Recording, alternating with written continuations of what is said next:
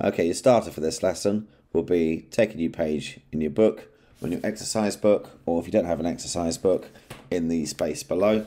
And if you look at your nautical book, on the inside cover at the back, there's a diagram with points of sailing. I would like you to draw that, please.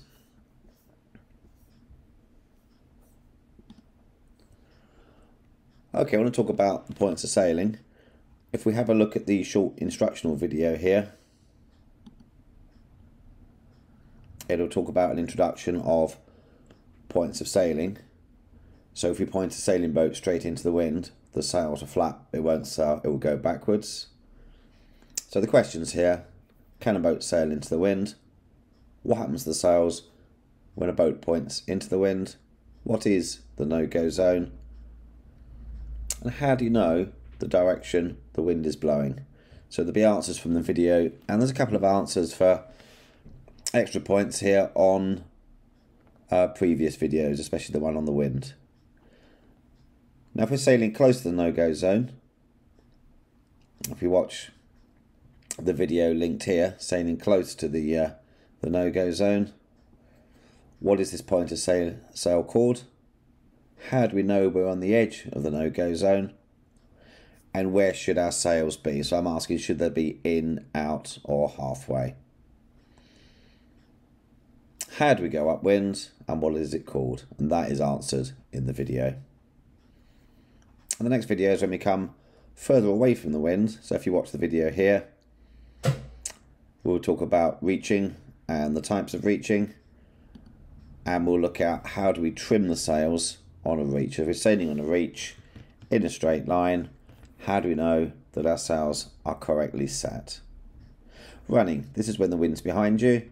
If you watch the video on running, and the question there will be, where should your sail be when you're on a run? False vectors or false arrows. The false of sail exert changes when the point of sail, with the point of sail the boat's on.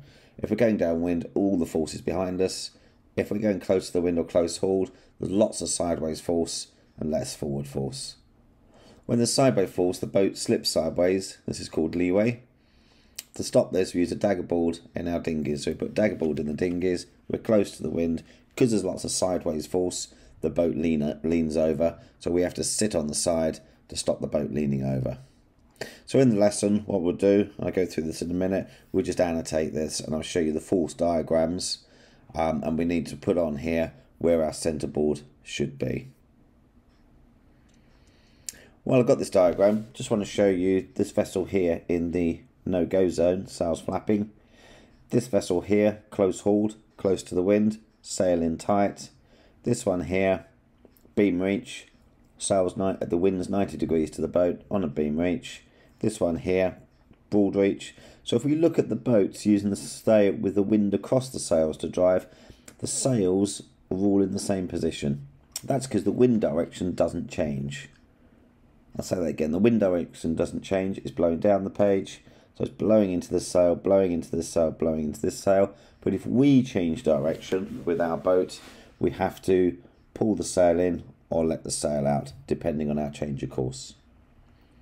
With the wind directly behind us, it's like having a big bit of wood in the sky, or just holding a sail up, and the wind is just coming in, big hurly-whirlies and squirrels here to make the boat go along. Although it's called a run, the sail isn't working efficiently, and it's one of the slower points of sailing.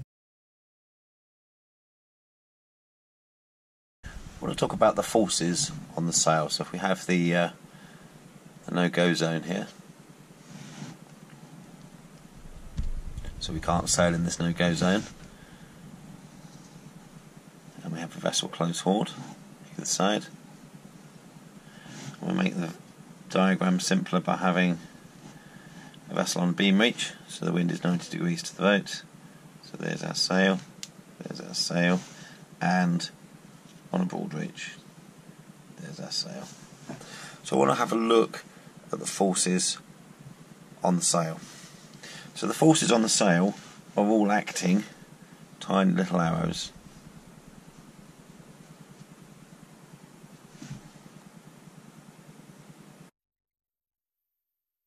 Look at the forces on the sail.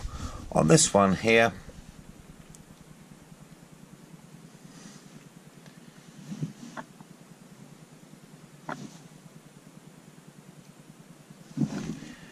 got this amount of force going forward and lots of force going sideways.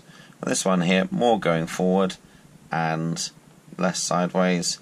And this one here, lots going forward and less sideways.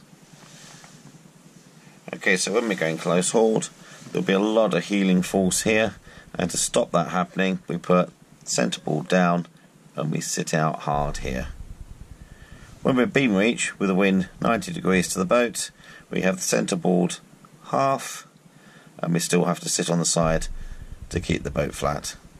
And when we're board reach, we have the centreboard about 3/4 up, and we still need to keep the boat flat, and we still need to balance the boat. So on these three, the boats are all sailing with the sail working efficiently. Close hauled, lots of heeling over, sail in, centreboard down, beam reach, less heeling over, sail just off the flapping, and keeping the boat flat, centreboard halfway, board reach, centreboard 3/4 up, and still keep the boat flat. So key vocabulary, go through this. We've got the no-go zone, close haul, close reach, beam reach, board reach, trailing run, sailing upwind and sail trim. And we've got a more detailed diagram of the points of sailing with each part in there. Okay, on this last exercise, what I want you to do is draw a line from the name close hauled and to the description. So close hauled would take a line straight down to as close to the wind as you can go. Well, good luck, have fun,